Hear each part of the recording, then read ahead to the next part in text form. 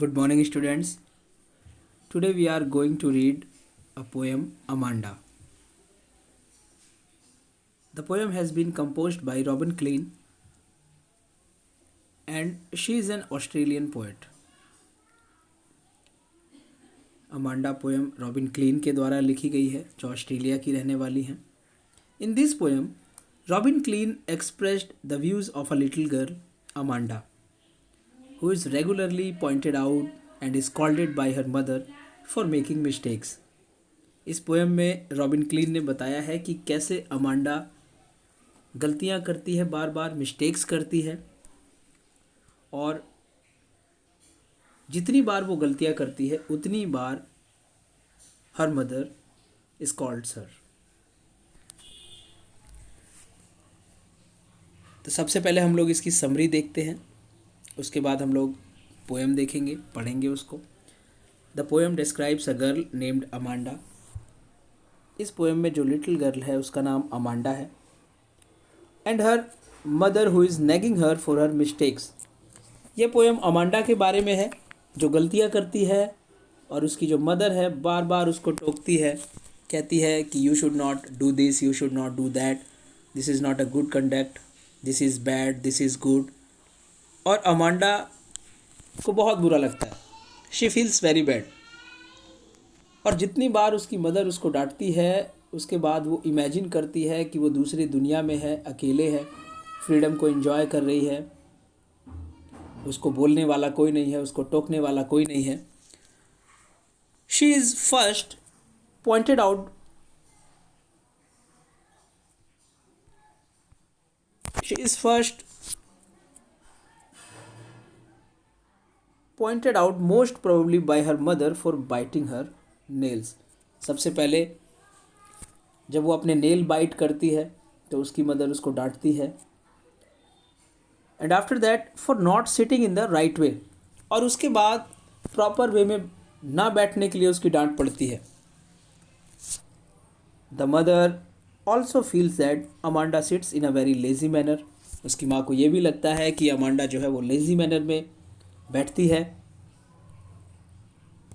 To this Amanda imagines herself as a mermaid who lives a calm and relaxing life in the beautiful green sea. उसके बाद Amanda imagine करती है अपने आप को, एक सोचती है कि वो मरमेड है, एक परी है. who lives a calm and relaxing life in the beautiful green sea. जो इमेजिन करती है कि ब्यूटीफुल ग्रीन सी में अपनी जो लाइफ है वो काम और रिलैक्सिंग वे में एंजॉय कर रही है.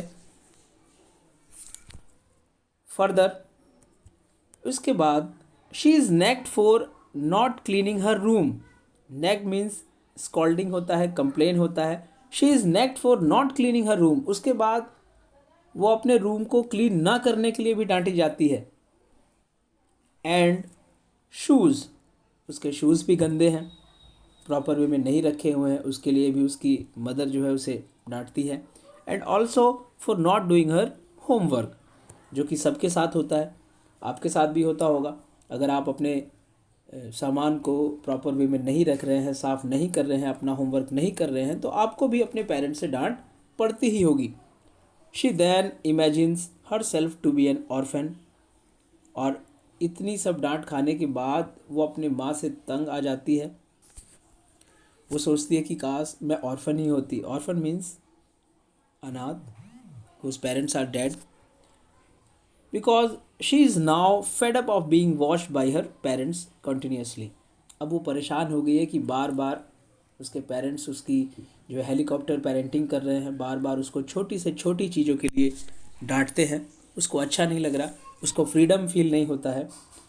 She says that she would have enjoyed her freedom then by making the patterns of her bare feet on the sand and would live a peaceful life. वो सोचती है कि अगर मैं ऑर्फन होती तो अपनी लाइफ को एकदम फ्री होके मैं एंजॉय करती और जो मन में आता वो करती.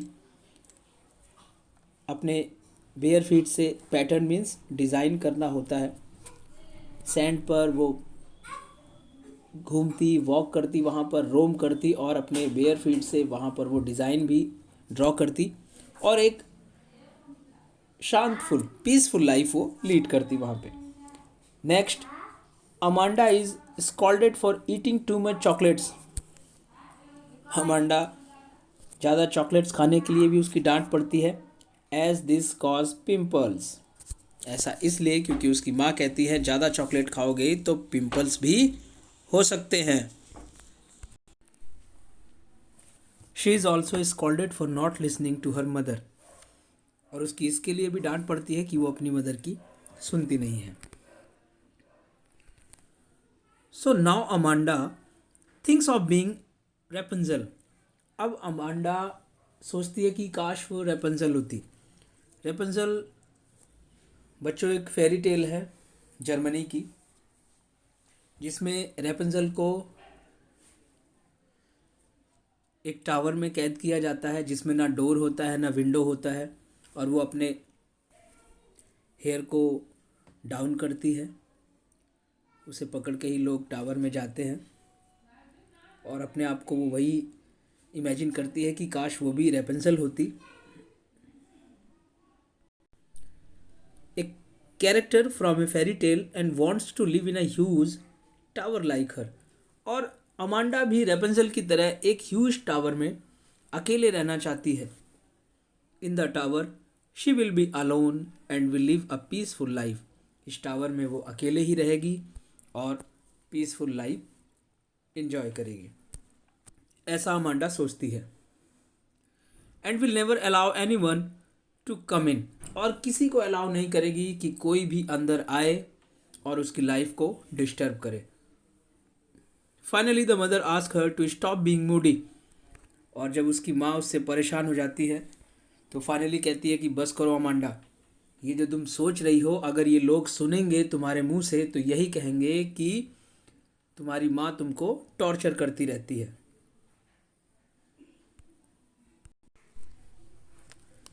And Amanda's mother doesn't want anyone to blame her for harassing her daughter. और अमांडा की माँ ये बिल्कुल नहीं चाहती थी कि ये सब सुनने के बाद लोग यही सोचे कि अमांडा की मदर अमांडा को हरास करती रहती है। At this time the poet has not written any reaction from Amanda's side. और ये जब उसकी मदर कहती है तो अमांडा की तरफ से क्या रिएक्शन आता है ये पोएट ने एक्सप्रेस नहीं किया है। तो आइए बच्चों हम लोग इस पोएम को पढ़ते हैं। Let's read the poem Amanda. It's a very beautiful poem.